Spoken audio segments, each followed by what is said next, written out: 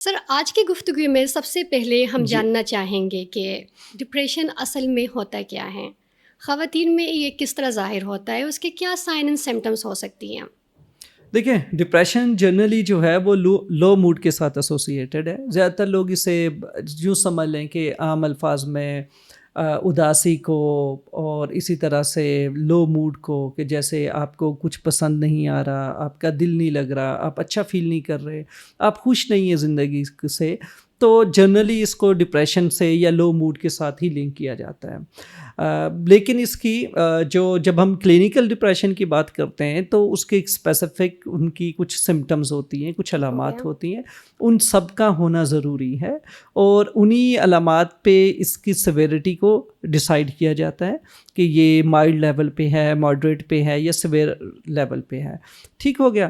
اور ایک تو یہ ہے. دوسرا جو فیمیلز میں اس کی مینیفیسٹیشن کیا ہے یا میل میں اس کی مینیفیسٹیشن کیا ہے، تو بیسیکلی اٹس اے ڈیزیز. تو اس کا ایک سمپل جو ہے کرائٹیریا ہے جس میں کچھ سمٹمز ہوں گے.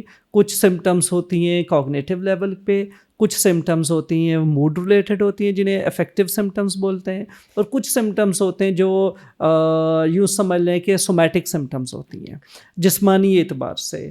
نیورو ویجیٹیٹیو بھی انہیں بولتے ہیں، لیکن ہم نے سومیٹک یا جسمانی کچھ علامات ہوتی ہیں.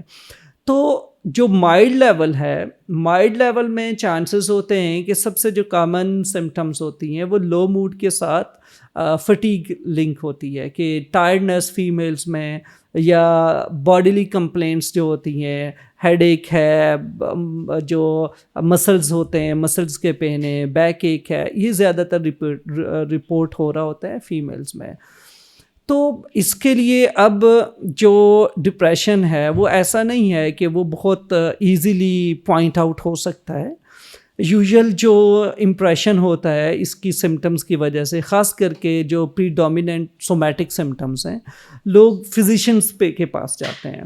فزیشین بیسیکلی ریفر کرے گا سائیکیٹری میں. آپ نے اکثر دیکھا ہوگا کہ ڈپریشن جو خاص کر کے فیمیل سے متعلقہ ہوتا ہے، وہ جب ڈائیگنوز ہوتا ہے تو وہ فزیشین سے ڈائیگنوز ہوتا ہے. کوئی میڈیکل ڈاکٹر کے پاس جا رہے ہوں گی خواتین پرسسٹنٹ کچھ سمٹمز کے ساتھ، جو باڈیلی سمٹمز ہو سکتی ہیں جس میں فٹیگ ہے، ٹائرڈنس ہے، لو انرجی ہے. دین جو ہے وہ ان کے جو بیسک ٹیسٹ ہوں گے، سارا ڈائیگنوسس ہوگا، اور جب کچھ چیز نہ سمجھ آئے تو پھر میڈیکل جو کنسلٹنٹ ہوگا وہ سائیکیٹری کے لیے ریفرل بنائے گا. ٹھیک ہو گیا. ایک تو ٹھیک ہو یہ گیا. چیزیں ان میں رکھنی ہے.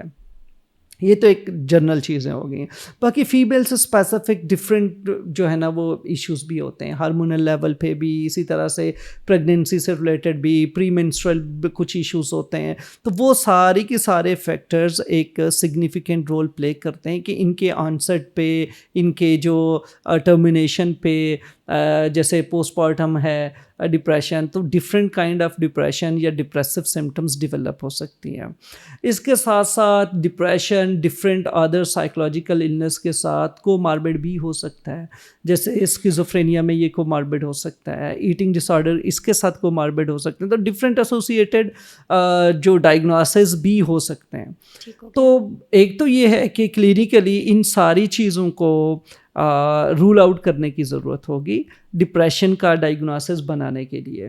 اس کے ساتھ ساتھ جب کسی کو کینسر ہے یا کوئی اور فزیکل النس ہے، جسمانی بیماری ہے، تو اس کی بھی کچھ سمٹمز یا اس کی وجہ سے بھی ڈیولپ ہو سکتا ہے. ٹھیک ہو گیا. ڈپریسو سمٹمز آ سکتی ہیں. بریومنٹ کی وجہ سے بھی جو ہے نا وہ جسے ری ایکٹیو ڈپریشن کہتے ہیں، کہ کوئی ایسا کریٹیکل ایونٹ ہوا ہے، لاس ہو سکتا ہے، چاہے وہ کوئی بھی کلیمٹی ہے، وہ فائنینشیل کلیمٹی ہو سکتی ہے، وہ آپ کی جو ہے وہ کسی سگنیفیکنٹ لوڈ ون کا لاس ہو سکتا ہے، پیرنٹل لاس ہو سکتا ہے، ریلیشن شپ لاس ہو سکتا ہے.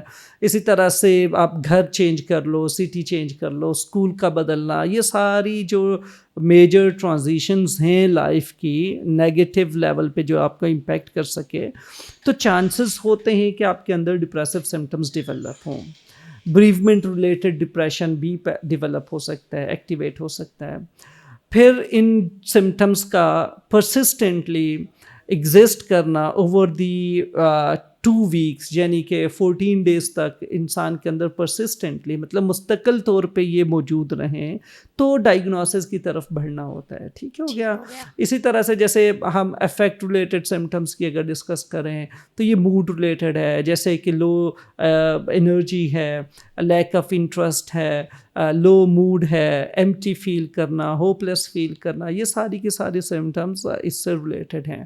اسی طرح سے سومیٹک سمٹمس میں ہائپرسومنیا ہے, انسومنیا ہو گیا, یا تو بہت نیند لوگوں میں آنا شروع ہو جائے گی. ہم ان ایک ایک سمٹمس کو میرے خیال سے ڈسکس کرتے ہیں تو زیادہ ایزی رہے گا تاکہ اس کو ایکسپلین بھی کر سکیں. تو فار ایگزامپل سب سے پہلے لو موڈ. اب لو موڈ جو ہے اس کا مطلب ہے کہ آپ ہیپی فیل نہیں کر رہے, اور ہیپی فیل نہ کرنے سے مطلب یہ ہے کہ کل تک جو چیزیں آپ کو ایکسائٹ کرتی تھیں, خوشی دیتی تھیں, آج وہ چیزیں آپ کے لیے کوئی مطلب نہیں رکھتی, یا آپ فلیٹ فیل کرتے ہو, آپ اچھا فیل ہی نہیں کر رہے ہو.